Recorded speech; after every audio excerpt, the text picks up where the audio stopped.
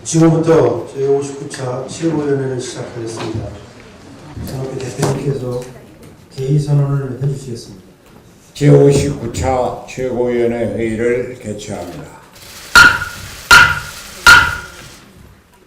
2019년 1월 24일 바로 어제는 대한민국 헌정사상 또 하나의 비극의 날로 기록될 것입니다.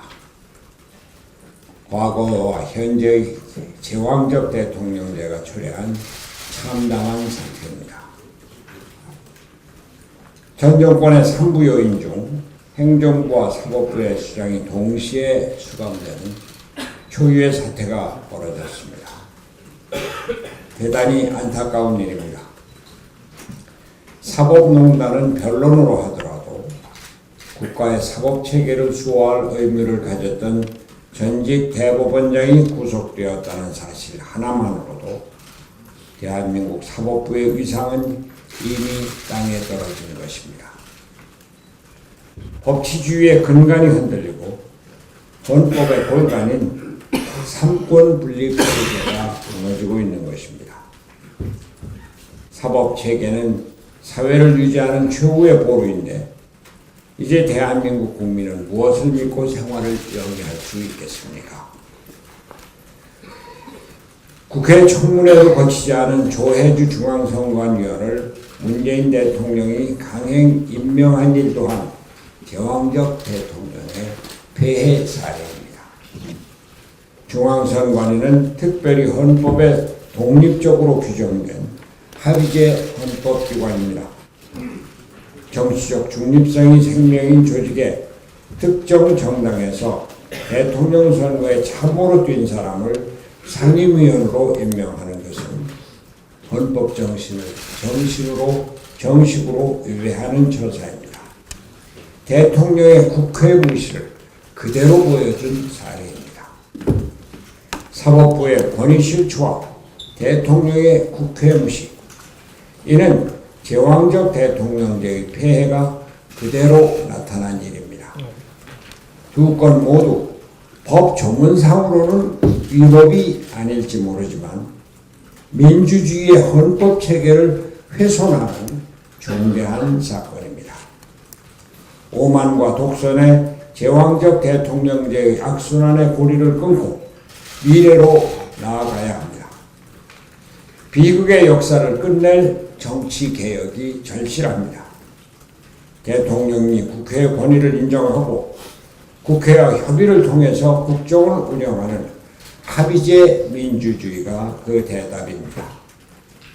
연동형 비례대표제는 이를 위한 첫걸음입니다. 거대 양당이 민주주의를 위한 대의에 참여해 주기를 촉구합니다. 어제 총주를 마지막으로 설 전 선거제도 개혁을 위한 푸드트럭 캠페인을 마쳤습니다만 설 후에도 전국을 돌면서 국민을 대상으로 호소하는 일은 계속될 것입니다. 국민 여러분의 많은 참여를 바랍니다. 네, 조혜주 중앙선거관리위원회 임명은 제왕적 대통령제의 폐해를 그대로 보여주는 일입니다. 문재인 정부 역시 잘못된 시스템 하에서 독선의 벽을 넘지 못하는 모습입니다. 박근혜 대통령 탄핵 이후 정치권을 포함한 각계에서는 국가 시스템의 문제를 지적했지만 당시 민주당과 문재인 대통령은 사람이 문제다, 자신들이 정권을 잡으면 다를 것이라는 자신감으로 가득 찼었습니다. 하지만 결과가 어떻습니까? 이번 조혜주 위원회 임명 강행은 문재인 정부가 보여준 국회 인사청문 대상자에 대한 임명 강행 11호입니다. 인사청문 경과보고서 채택 없이 임명장 받은 장관급 인사 8호입니다. 특히 이번은 국회 인사청문회를 아예 거치지도 않은 첫 번째 인사라는 불명예까지 더해졌습니다. 중앙선관위 위원은 헌법에 분명히 정치적 중립성을 생명으로 하도록 명시되어 있습니다. 설사 본인이 과거 행적에 대해서 문제가 될 것이라는 점을 생각하지 못했었고 청와대도 사전에 확인을 못했다 하더라도 야당이 이 점을 지적해서 뒤늦게라도 알았더라면 이를 인정하고 후보자를 다시 물색했어야지 마땅합니다. 공공기관 낙하산 인사까지 포함해서 생각한다면 민주당과 문재인 정부가 적폐 정권이라고 몰아세우던 박근혜 정부 수준을 이미 넘어섰습니다. 문재인 정부의 인사 검증은 완벽하게 실패했습니다. 문재인 정부의 청와대 민정수석실은 특별감찰반 사태 등의 문제까지 이어지면서 무능과 무책임의 대명사가 되어버렸습니다. 바른미래당은 이 모든 사태를 초래한 조국 민정수석의 사퇴를 강력하게 요구합니다. 조 수석은 더 이상 문재인 정부와 국민들에게 폐를 끼치지 말고 스스로 사퇴하는 것이 맞습니다. 또 조혜주 선관위원의 선임으로 인해서 국회와의 상생과 협치를 내던지려는 대통령과 청와대에 대해서 강력하게 규탄합니다. 바른미래당은 인사검증자와 이에 연루된 사람들의 책임을 묻는 공식적인 절차에 들어갈 것입니다.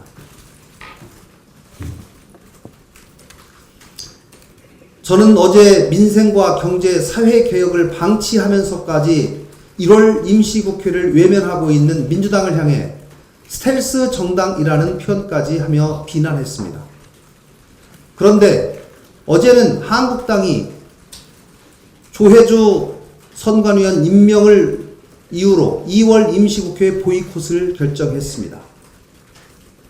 조혜주 선관위원의 임명에 대한 입장은 제가 이미 말씀드린 바 있습니다만 이것을 이유로 2월 임시국회를 보이콧하는 것, 제1야당이 무책임한 모습입니다.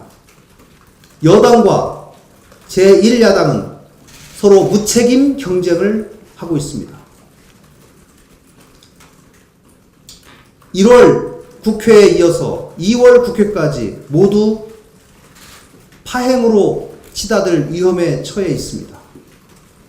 양당은 이러한 적대적 공생관계를 통해서 민생을 버려서라도 기득권을 유지하려는 속셈을 드러내는 것입니다. 양당의 태업은 국회를 국민들로부터 불신받는 곳으로 만들고 있습니다. 양당은 5당이 국민 앞에 내놓은 선거제도 개혁의 합의를 내팽개치려고 이심전심으로 민의의 전당인 국회를 벗어나 장외에서 설전만 하면서 정쟁에 몰두하고 있습니다. 여당은 스텔스, 제1야당은 회피 기동이라는 전술로 당리당략만을 위한 모습을 보이고 있습니다. 양당은 지금 즉시 국회로 돌아오십시오. 정당과 국회의원은 싸워도 국회에서 싸워야 합니다. 국회를 정상화시키고 국회에서 모든 현안을 치열하게 논의하고 싸워야 합니다. 경제와 민생이 시급합니다. 지금 즉시 1월 임시국회에 참여할 것을 양당에 다시 한번 촉구합니다. 이상입니다. 먼저 민주당에게 한 말씀 드리겠습니다. 대북 관계를 그토록 중시하던 민주당이 미국, 일본 관계는 왜 그렇게 경시하는지 모르겠습니다. 아시다시피 민주당은 대북 관계 개선을 위해서 평양을 정말 뻔질나게 드나들었습니다. 그런데 현재 미국, 일본과의 관계가 벼랑 끝에 있습니다.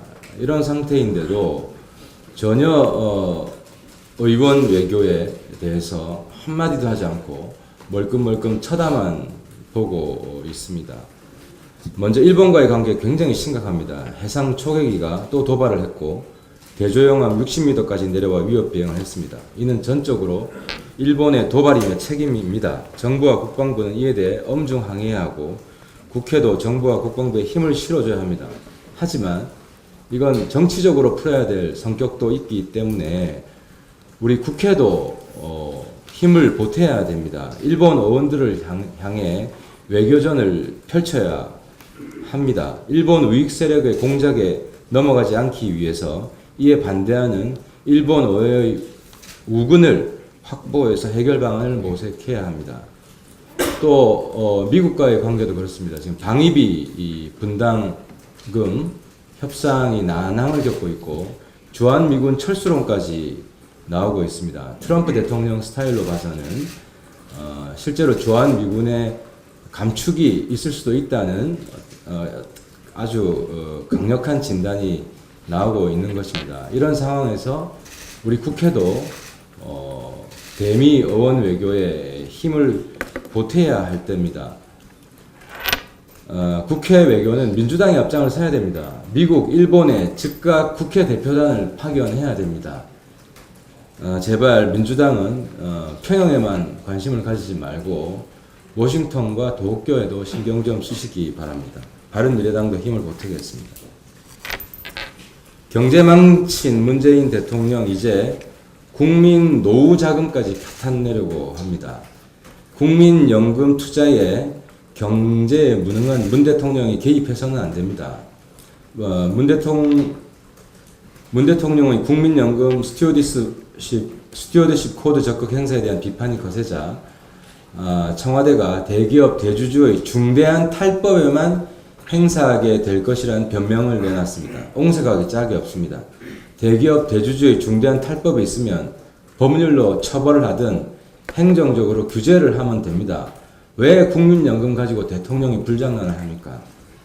국민연금은 문재인 대통령 호주머니 돈이 아닙니다. 노후를 위해 국민들이 잘 불려달라고 잠시 맡겨둔 돈입니다. 수익률과 안정성이 최우선입니다. 국민연금 수탁자 책임 전문위원회가 대한항공, 한진칼에 대한 주주권 행사를 반대한 것도 수익성에 문제가 있다고 판단했기 때문입니다. 옳은 판단입니다. 문 대통령이 국민연금 문제 개입하는 순간 국민 노후가 망가지는 건 순식간입니다. 뭐든지 처음이 어렵지 전례가 만들어지면 두 번, 세 번은 쉽습니다. 이미 소득 주도 성장으로 경제가 절단이 났습니다. 국민연금 주도 성장까지 한 번 더 했다가는 정말 우리나라 경제 과거 IMF 위기 때로까지 추락하게 될 것입니다. 대통령이 국민연금에 더 이상 개입하지 않겠다고 국민에게 약속하시기 바랍니다. 경제과학 특별보좌관을 신설하고 축적의 시간의 저자인 이정동 교수를 경제과학 특보로 내정하였습니다. 이 책은 서울대, 공대 26명 교수들의 글을 엮은 것으로 많은 사람들이 읽고 공감했습니다. 문재인 대통령도 감명 깊게 읽었다고 합니다. 이정동 교수는 모든 시행착오와 실패를 버티면서 경험을 축적해 나가 보수가 되어야 한다. 우리 사회도 보수가 되기 위한 위험을 품어주는 시스템과 문화를 갖춰야 한다고 했습니다. 어제 문재인 대통령은 항공우주연구원을 방문하여 국가출연연구소의 과제 성공률이 무려 99.5%인데 이 수치가 자랑스럽지 않다며 우리 독자 기술을 개발할 때 실패를 두려워하지 않았으면 좋겠다고 했습니다. 옳은 말씀입니다. 그렇게 해야 합니다. 그런데 정말 과감한 연구를 원한다면 왜 과제 성공률이 99.5%가 될 수밖에 없었는지를 먼저 살펴야 합니다. 연구소들도 평가를 받습니다. 각 연구소들은 목표를 세울 때 평가를 잘 받을 수 있는 목표를 세웁니다. 과제 성공률도 분명 평가 요인의 하나일 것입니다. 과제가 실패를 했을 때 관할 부처나 기관에서 어떻게 대응하는가에 따라 실패를 두려워하지 않고 과감한 연구를 할 수 있습니다. 자율성이라고는 눈꼽만치도 없는 지나친 규제, 융통성 없는 관리 체계, 단기 성과 위주의 연구, 특히 엄격한 감사 시스템은 실패하면 절대 안 되는 연구를 하게끔 만들고 있습니다. 정말 과감한 연구를 원한다면 환경과 평가 시스템, 감사 방법을 먼저 바꾸어 주시기 바랍니다. 이정동 교수 말대로 사회가 위험을 품어주는 시스템을 갖추어 주길 바랍니다. 이상입니다. 네, 조경래 환경부 장관이 최근 기자간담회에서 미세먼지 정책에 대한 국민 체감이 부족하다면서 환경부 내 미세먼지 담당 국장에게 자리를 걸라고 공개적으로 지시했습니다. 대통령과 서울시장이 중국에 저자세로 나가는 상황 중에서 이제 환경부 미세먼지 담당 국장이 중국을 상대로 외교전을 펼치라는 겁니까? 삼국지에서 조조가 군량이 떨어지자 군량 담당관에게 나를 믿고 분량을 조금씩 나눠줘라 라고 했다는 이야기가 생각납니다. 그 분량 담당관은 조조만 믿다가 나중에 처형당합니다. 원래 윗직급에 있는 사람이 먼저 직을 걸고 문제를 해결하겠다는 의지를 밝힐 때 공직사회의 기강이 잡힙니다. 본인은 본인 발언으로 취임 2달밖에 되지 않아 개각 대상이 될까 조마조마했다면서 보신적인 자세로 나오는 상황 속에서 담당 실무자들에게 모든 책임을 씌우는 발언은 적절하지 못합니다. 조경래 환경부 장관이 미세먼지 비상 저감 조치로 4.7% 정도의 저감 효과가 있었다라고 이야기하는 것처럼 국내 요인에 대한 노력은 한계가 있습니다. 환경부의 주장대로 건물에 미세먼지 흡착 페인트를 칠하고 건물이 집진기 역할을 하게 한다는 것도 검증 안 된 기술들의 말잔치입니다. 지금은 환경부 장관이 직을 걸고 대통령께 미세먼지 해결을 위한 국제사회의 압박을 주도해달라고 해야 합니다. 과거 유럽에서는 산성비 문제로 각국 간의 첨예한 이해관계가 대립한 속에서 독일의 과도한 석탄 사용으로 스칸디나비아의 국가들이 피해를 입자 외교적 노력으로 독일은 석탄 사용을 저감하기 위한 노력을 시작하고 더불어 지금 널리 알려진 독일의 친환경 에너지로의 전환이 시작됩니다. 그리고 그 과정 속에서 CLRTAP라는 월경성 대기오염 물질에 관한 유럽 협약을 만들어냈습니다. 우리나라 미세먼지의 주 원인은 중국발입니다. 그런데 정부에서도 가장 힘이 약한 부처 중 하나인 환경부, 그 안에서도 장관도 책임지지 않고 실무국장의 직을 걸라고 하는 이 상황이 과연 대한민국 정부가 미세먼지 문제의 실질적인 해결을 목표로 하고 있는지 의심하게 합니다. 일본의 부당한 군사적 도발에 맞서는 만큼만 중국의 미세먼지 관련 도발에 적극 대응해 주십시오.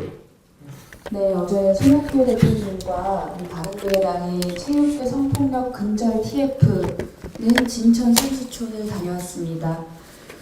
선수촌에서 락커룸 등 사각지대를 점검했고 여성 선수와의 비공개 간담회를 거쳤습니다. 선수촌의 분위기는 아주 많이 침체되어 있었지만 저희가 만나본 선수들은 여전히 강하고 밝았습니다.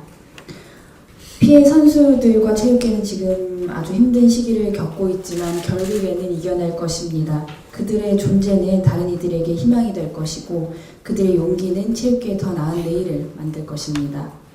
그들의 땀과 눈물, 고통과 용기로 말미암아 우리 체육계는 고질적인 병폐와 악습을 끊어내고 건강하고 정의로운 체육계로의 새로운 출발선에 서게 될 것입니다. 어제 만났던 선수들은 이렇게 이야기를 합니다. 금메달을 위해서 몽둥이가 약인 시대는 이미 지났다. 지극히 상식적인 말입니다. 더 이상 성적을 위해서 지나친 폭력과 위력을 앞세운 폭언, 또 반인격적인 성폭력으로 신성한 체육계에 가해자와 피해자가 존재해서는 안 될 것입니다. 저희 바른미래당은 수차례의 TF 회의와 또 어제 진천 선수촌에서 선수들과의 의견을 담아서 3가지의 법안을 오늘 발의할 예정입니다. 9시 45분에 정론관에서 많은 관심을 부탁드립니다. 선수들이 언론에게 각별하게 부탁해온 이야기가 있습니다. 물론 이 사건의 가해자는 확실하게 처벌하고 피해자는 확실하게 보호해야겠지만 이 사건과 아무 관련과 연관이 없는 지도자들이 가해자로 여성 선수들이 피해자로 매도되어 제2차 피해가 막심하다고 이야기를 했습니다. 사회와 언론의 각별한 주의를 부탁해왔습니다. 지금 체육계에는 격려와 응원이 필요한 시점입니다. 선수들과 코치가 아픔을 딛고 힘들게 운동해서 우리나라에 큰 기쁨이 될 수 있도록 사회와 언론의 많은 격려와 응원을 보내주시길 바랍니다. 바른미래당은 손혜원 의원 사태를 계기로 이해충돌 방지 법안 처리를 2월 임시국회 최우선 중점 과제로 정하였습니다.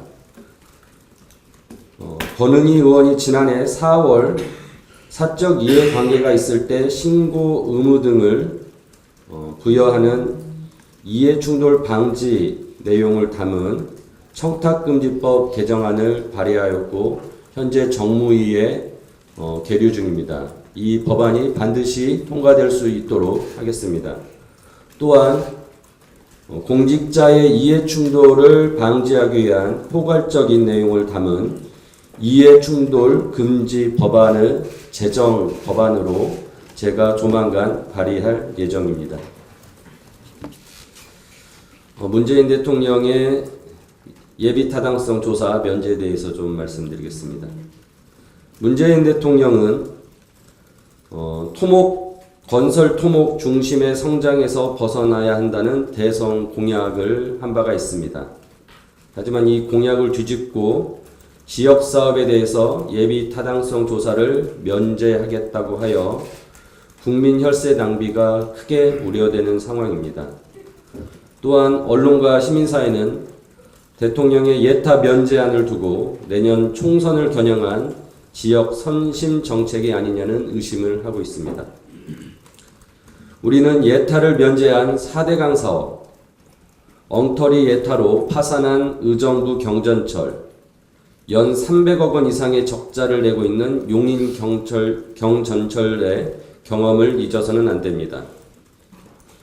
돈을 펑펑 쓰겠다고 하면 돈을 아끼는 지출 구조조정이라도 제대로 해야 하는데 지난 예결위에서 제가 지적했다시피 2018년 5.4조 원의 감액을 한 265개의 사업 중에서 114개 사업에서 다시 2019년에 2.4조 원을 증액하는 가짜 정부 지출 구조조정이 있었습니다. 국민의 눈속임을 확인한 바 있었습니다. 사업비를 축소하거나 꼼수로 예타를 회피하는 등의 과정들을 국회에서 지적하고 예타를 강화해야 한다는 목소리가 높았습니다. 하지만 이번 정부가 단기의 경제 성과의 조급증으로 건설 경기 부양을 하겠다며 예타 면제를 들고 나온 것이라고 볼 수밖에 없습니다. 제가 2017년 9월에 사업비 축소로 예타를 회피하는 사업을 국회에서 예타를 실시할 수 있도록 하고 부실한 예타를 검증하고 타당성 재조사 결과 문제가 있는 사업은 사업을 중단할 수 있도록 하는 국가재정법 개정안을 발의한 바도 있습니다. 바른미래당은 국민의 혈세가 낭비되지 않도록 철저히 예비 타당성 조사에 대한 면제에 대해서도 검증할 것이며 국가재정법 개정을 계속 추진하도록 하겠습니다. 이상입니다. 그러면은 그렇게 중소기업 중앙회 다녀온 얘기 하겠습니다. 바른미래당은 경제단체의 목소리를 경청하여 경제위기의 해법을 모색하기 위해 경제단체 연속 간담회를 계속 개최하고 있습니다. 지난 23일에는 중소기업 중앙회 회장단과 간담회를 가졌고 오늘 30일에는 경청과 정책 간담회를 가질 예정입니다. 중소기업은 국내 사업체 중 99%를 차지하고 있으며 전체 고용의 약 90%를 책임지고 있습니다. 경제를 살리려는 중소기업을 빼놓고는 논할 수가 없습니다. 경제가 아주 엉망입니다. 박성택 중소기업 회장은 올해 최저임금이 2~3%만 더 올라도 대혼란이 일어날 것이라고 말했습니다. 현재 최저임금은 우리 경제 규모에 비해 지나치게 높은 수준입니다. 올해 우리나라의 최저임금 8,350원은 미국의 최저임금 7.25달러와 비슷한 수준입니다. 그러나 경제 규모를 살펴보면 작년 기준 한국의 1인당 GDP는 32,775불로 미국의 62,152불의 절반 수준입니다. 경제 전문가들과 국내외 기관들은 급격한 최저임금의 인상이 고용 악화와 경기 하락의 원인이라는 점을 지적하고 있습니다. 실제로 중소기업중앙회가 작년 11월 전국의 2천여 개 중소기업을 대상으로 진행한 실태조사 결과에 따르면 중소기업 10곳 중 8곳이 경기 불안과 인건비 부담을 이유로 작년 하반기 채용을 하지 않았다고 합니다.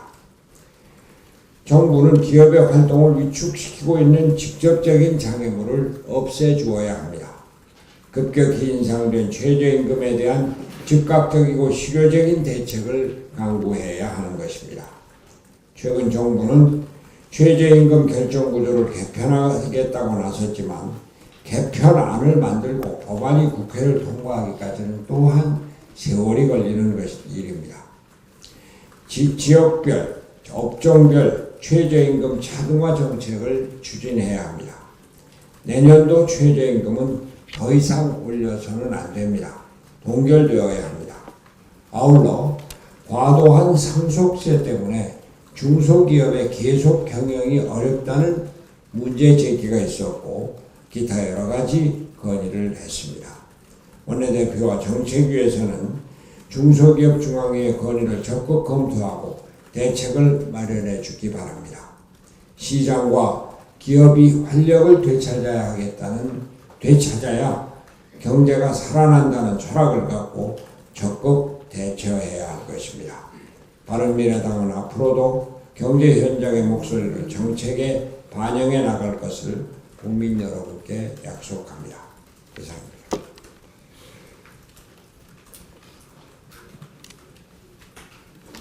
자, 다른 말이 예, 그럼 비공개로 지금부터 회의를 비공개로 진행하겠습니다.